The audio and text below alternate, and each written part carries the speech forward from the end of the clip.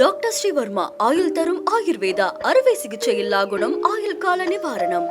Yesterday courier private limited. Domestic international cargo உங்கள் இல்லம் தேடி வந்து கொரியர் புக்கிங் டெலிவரி செய்து தரப்படும். தலைப்புச் செய்திகள். நாட்டின் சுதந்திர தின விழா கொண்டாட்டங்கள் களை கட்டின. செங்கோட்டையில் பிரதமர் நரேந்திர மோடி கொடியேற்ற உள்ளதால் பாதுகாப்பு வளையத்திற்குள் டெல்லி. முதலமைச்சர் மு.க. ஸ்டாலின் தலைமையில் இன்று தமிழக அமைச்சரவை கூட்டம். அரசு திட்டங்கள் குறித்து ஆலோசனை. கடந்த முறை முதலமைச்சர் ஸ்டாலின் போட்டியிட்ட குளத்தூர் தொகுதியில் 9,000 போலி வாக்காளர்கள். புதிய சர்ச்சையை கிளப்பும் பாஜக. தூய்மை பணியாளர்கள் கைது செய்யப்பட்டதற்கு நடிகர் விஜய் கடும் கண்டனம். மனிதாபிமானமற்ற முறையில் அரசு நடந்து கொள்வதாக சாடல். தொடர் விடுமுறையையொட்டி சொந்த ஊருக்கு செல்லும் மக்கள். கூட்டம் அலைமோதுவதால் 2 மடங்காக உயர்ந்த ஆம்னி பேருந்து கட்டணம். இனி விரிவான செய்திகள். இந்தியாவில் இருந்து கடந்த 1947ஆம் ஆண்டு 14ஆம் தேதி பாகிஸ்தான் பிரிக்கப்பட்டதை நினைவு கூர்ந்து பிரதமர் நரேந்திர மோடி வேதனையுடன் பதிவிட்டுள்ளார். நாடு பிரிக்கப்பட்ட போது நிகழ்ந்த வன்முறை, வெறுப்பு, துன்புறுத்தல் காரணமாக லட்சக்கணக்கான மக்கள் உயிரிழந்தார்கள் என்றும் அவர்களின் தியாகத்தை போற்றி இந்நாள் பிரிவினை கொடுமையின் நினைவு நாளாக கடைபிடிப்பதாகவும் மோடி குறிப்பிட்டுள்ளார்.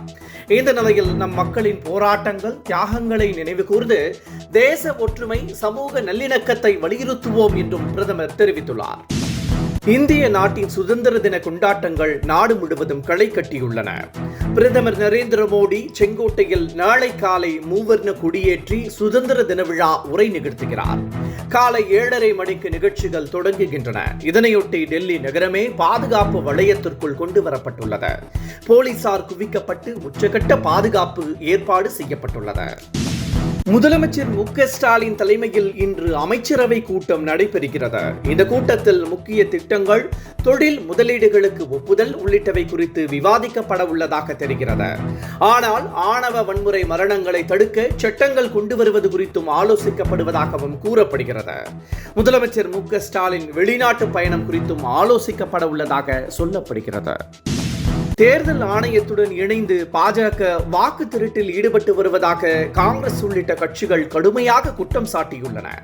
இது தொடர்பாக முதலமைச்சர் மு.க. ஸ்டாலின் பாஜக அரசு மீது கடுமையான குற்றச்சாட்டுகளை முன்வைத்திருந்தார். இந்த நிலையில் கடந்த 2021ஆம் ஆண்டு முதலமைச்சர் மு.க. ஸ்டாலின் போட்டியிட்ட கொளத்தூர் தொகுதியில் பதிவான வாக்குகளில் 19,476 வாக்குகள் சந்தேகத்திற்கு இடமானவை என அனுராக் தாக்கூர் தெரிவித்துள்ளார். இதில் 9,000 வாக்குகள் போலியானவை என்றும் அவர் பகிரங்கமாக குற்றம் சாட்டியுள்ளார். ஒரே முகவரியில் 30 வாக்குகள் கண்டறியப்பட்டதாகவும் அவர் கூறியுள்ளார். தூய்மை பணியாளர்கள் கைது செய்யப்பட்டதற்கு நடிகர் விஜய் கடும் கண்டனம் தெரிவித்துள்ளார்.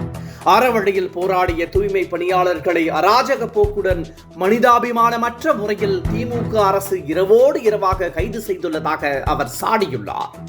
நள்ளிரவில் கைது செய்த நடவடிக்கையை மனசாட்சி உள்ள யாராலும் தாங்கிக் கொள்ள முடியாது என குறிப்பிட்டுள்ள நடிகர் விஜய், இது கொடுங்கோல் ஆட்சியின் வெளிப்பாடு என கூறியுள்ளார்.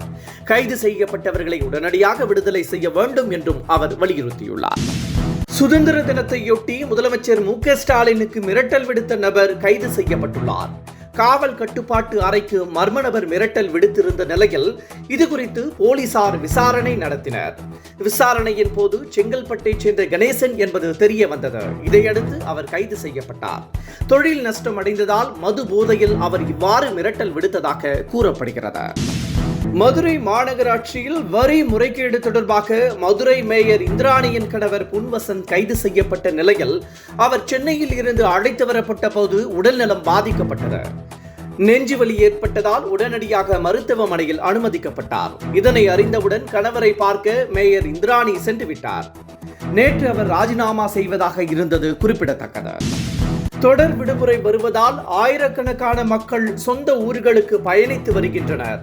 இதனால் பேருந்துகளில் கூட்டம் அலைமோதுவதால் இதனை பயன்படுத்தி வழக்கம் போல ஆம்னி பேருந்துகளில் 2 மடங்காக கட்டணம் உயர்த்தப்பட்டதாக புகார் எழுந்துள்ளது. சென்னையில் இருந்து வெளியூர் செல்லும் பேருந்துகளில் 1,500 ரூபாய் வசூலிக்கப்படும் சூழலில் தற்போது அது 4,000 ரூபாய் வரை உயர்த்தப்பட்டுள்ளது. இதனால் பயணிகள் கடும் அவதி அடைந்துள்ளனர். என்றும் உங்களுடன் மை இந்தியா. முக்கிய செய்திகளை உடனுக்குடன் தெரிந்து கொள்ள சப்ஸ்கிரைப் பண்ணுங்க, பெல் பட்டனை பிரஸ் பண்ணுங்க. என்றும் உங்களுடன் மை இந்தியா. டாக்டர் ஸ்ரீவர்மா ஆயுள் தரும் ஆயுர்வேதா அறுவை சிகிச்சை இல்லா குணம் ஆயுள் கால நிவாரணம். Yesterday courier private limited domestic international cargo உங்கள் இல்லம் தேடி வந்து கொரியர் புக்கிங் டெலிவரி செய்து தரப்படும்.